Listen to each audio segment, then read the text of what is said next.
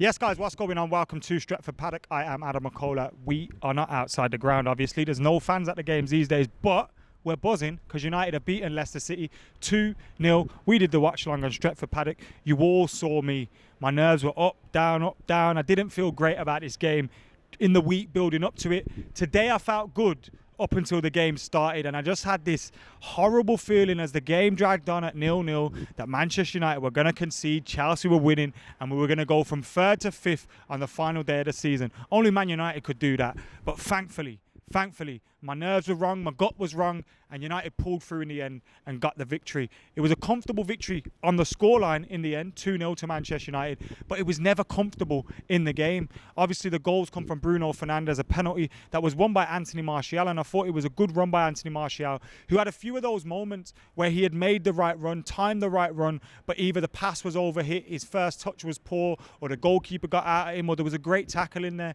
He had a few of those moments, and it was that one which brought the penalty. Bruno Fernandes steps up and he does that weird run up, stop, hop, skip, jump, all of that stuff.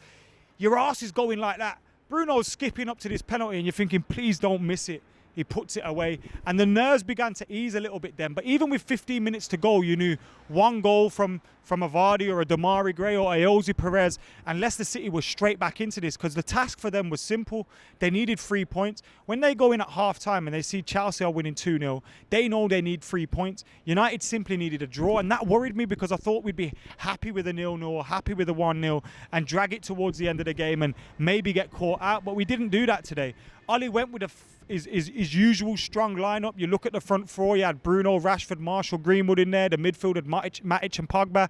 You know, in the back, you had Williams instead of Shaw. But it was the strong 11 that he's been playing most often and not in the Premier League this season. And I thought it was shaky. David De Gea spilling a chance that it was offside in the end for Jamie Vardy, but the shot that initially came to him, the player wasn't offside and he spilt the ball, and you're thinking, Dave, you could have stuck your hat on that. What are you doing? He looked nervous. Wan-Bissaka looked nervous. Brandon Williams looked nervous. Lindelof and Maguire looked nervous. And they were doing silly things where they'd be backed into a corner, right, our corner flag. And Maguire and Lindelof, your captain and one of your most experienced centre-halves, would say to Brandon, who's just come from the academy, or Aaron Wan-Bissaka, who's just signed, here, take the ball in danger, now you deal with it. And they were putting themselves under pressure. They were causing mistakes. Then the kicks were going straight to Leicester, and we were inviting pressure onto us every single time. And luckily, Leicester City weren't in form. Luckily, Leicester City didn't have those kind of, you know, the James Maddison on the pitch who could find that pass for Jamie Vardy. And I don't think Iheanacho and Vardy had the great first half. If they did, maybe we're in a little bit more trouble. Pogba and Matic, they looked slow in the first half, giving the ball away. I couldn't remember when Pogba completed his first pass, to be honest. Every pass seemed to be short or overhit or underhit. It just wasn't a good start for United, and the nerves began to build. That's where my confidence went. I was confident at 0 minutes, and then as the game went on, it just drained from me.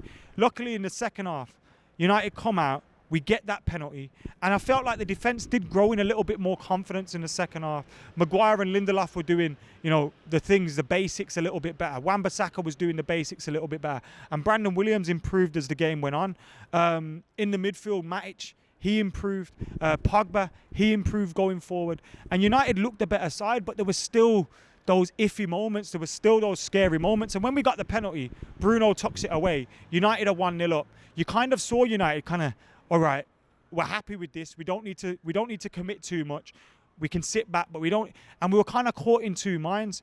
Leicester City, look, they've been on an absolute fall since before the restart, really, and they've chucked away this top 4 spot. They really have chucked away this top 4 spot, but you know, I felt maybe there was a little bit in it for them, and they never really quite got at Man United. United grew in confidence in the second half.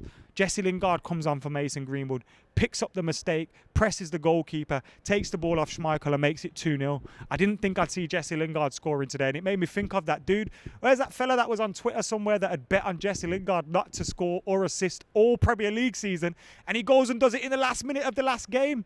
That is something that would happen to me if I was betting on that, to be honest. But I'm so happy for Jesse to get that goal. It might be his last moment in a United shirt. It might be the thing that gives him a little bit of hope, a little bit of a glimmer of hope in terms of rescuing his Man United career. Because look, when you compare him to the likes of Anderson, I wish we still had Anderson. Andreas Pereira, Juan Mata, Daniel James. I feel like Jesse Lingard has more to offer than those players. But it's if we improve our squad and buy loads of players in, then his position is going to be under threat. He might be best for him to leave.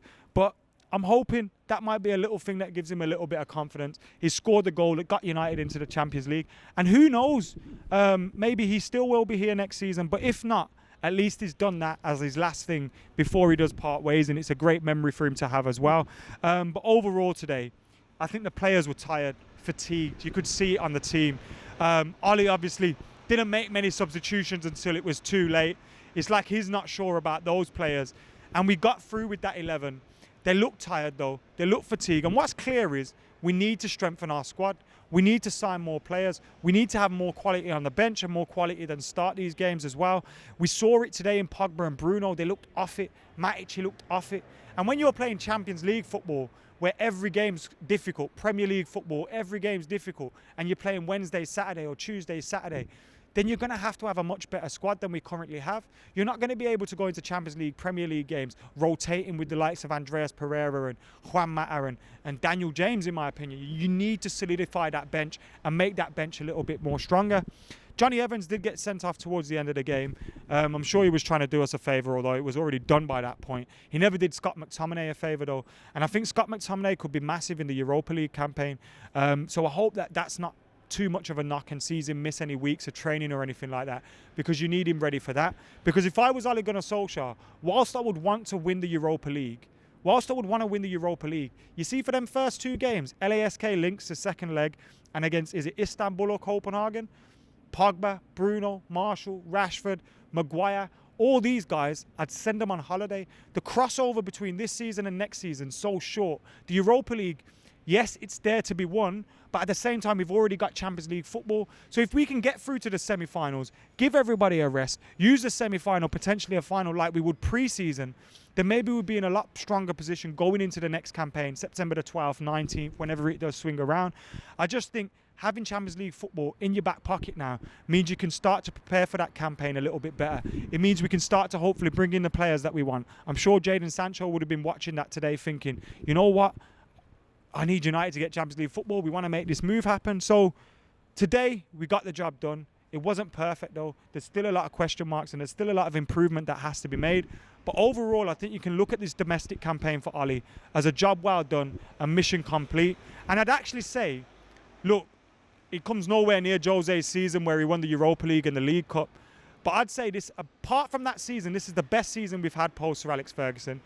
This season under Ollie is better than, you know, most of the seasons that we've had under Jose, and especially that season when we finished second under Jose, because it feels like we've had progression. It feels like from the start of the season to the end of the season, the team's got better. We've added in better players. We've added in better signings. We've brought in the likes of Pogba, who'll be signing hopefully a new contract. Bruno Fernandes is there. Rashford, Marshall are all getting better. Greenwood scoring 17 goals. The team has got better as the season's gone on. We've got Champions League football, and now we've come to a summer that's vitally important. Manchester United cannot do what they did to Jose Mourinho when he finished second. They have to back Ole Gunnar Solskjaer, get the players in so our squad improves and so we can move forward under Ole Gunnar Solskjaer next season and look to push on and hopefully, who knows, maybe challenge for the league. But if not, be comfortably top four, be comfortably a Champions League team. So that's furthering the progression again, because this season, we've left it to the last day of the season. We don't want to be doing that again, because there was once upon a time where I would be saying, us lot celebrating top four on the last day of the season. Now, we never celebrated it like a trophy like Arsenal fans do and all that stuff. But nevertheless, we don't want to be in these situations. We need to comfortably be in the top four next campaign so that we can go and challenge and hopefully push and close that gap to Liverpool and Manchester City. That has to be the aim. But the board have to get behind Ole Gunnar Solskjaer this summer and hopefully push us on so we can continue this improvement. I'm buzzing with today though. Buzzing for Jesse Lingard scoring. Buzzing for Bruno Fernandes, who got a goal as well. United's man of the match. I genuinely don't think we were that good today, which says it all. We won 2-0. I don't think that good. If I had to pick a man of the match, I'll go Bruno Fernandes, but it's slim pickings. It's slim pickings. Let us know your thoughts in the comments below. Make sure you like and comment and share and subscribe and join, become a member as well. And for now, this has been Stretford Paddock. I have been Adam McKola. We'll have loads more coverage coming for you as well. Don't forget the Europa League coverage is coming. Transfer coverage is going to start coming soon and all that good stuff. So make sure you're keeping it locked. We'll see you in a bit.